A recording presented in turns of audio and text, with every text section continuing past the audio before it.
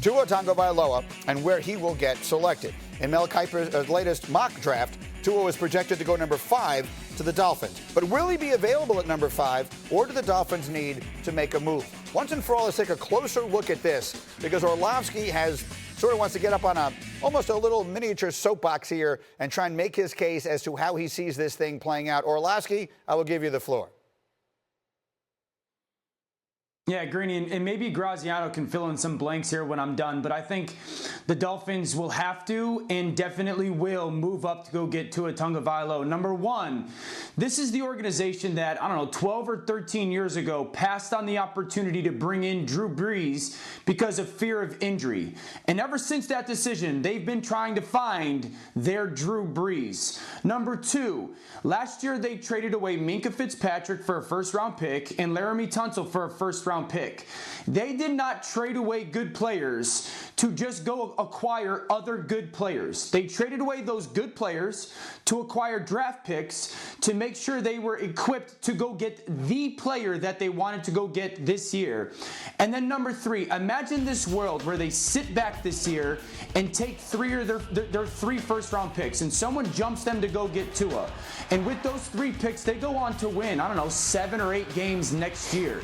Then next draft, they'll be going into year 3 of a rebuild without a quarterback and asking the same question they are this year. Who is going to be our franchise quarterback? For those 3 reasons, Greeny, I don't think there's any chance that the Dolphins are going to sit there at 5 and hope that Tua falls to them. They will go get Tua. I like it. Graziano, what do you think?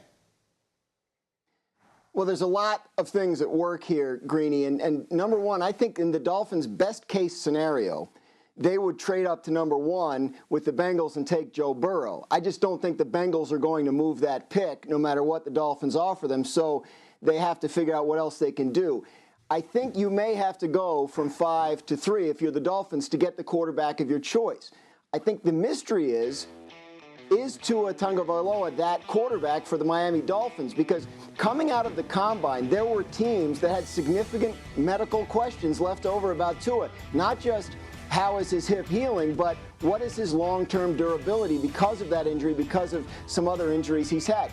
If the Dolphins were that kind of team, if they were one of those teams that had that kind of question, and I'm not sure 100% if they were, but if they were, they have to evaluate what do they need to do. Do you want to move up? Do you want to use multiple first-round picks to go from 5 to 3 to take a quarterback that you're not sure is going to be healthy enough to be your long-term answer? Do you stay put and look at someone like Justin Herbert or Jordan Love? Remember, the Dolphins tried to have Tua in for a visit, but they weren't able to get it together before the league decided to shut down all pre-draft visits. Yeah, Laura has suggested in her reporting on this, and again, she's as tied into the medicals as anyone, that the Dolphins are a team that seems to be interested, but that doesn't necessarily mean they feel comfortable with all of the medicals as they stand. Marcus, what do you think?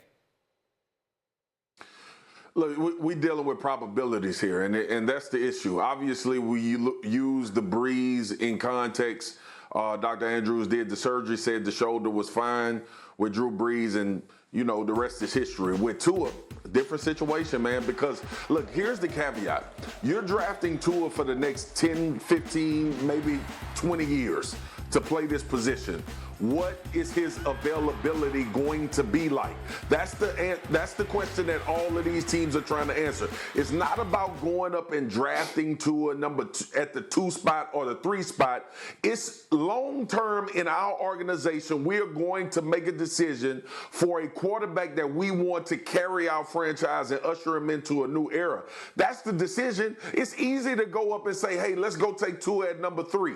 But you're weighing the future of the franchise for a long time if you draft Tua and his durability is still in question. That's the issue that teams are having. The talent, his ability is no question you go up and get him. But is that going to carry over to what we're trying to do as an organization long term? Yeah, this is why it's the most interesting question of the league, because Orlovsky, every point you made at the beginning was exactly right. The flip side of it is, if you give up everything that you have earned for this guy and he doesn't stay healthy, then you have set yourself back terribly.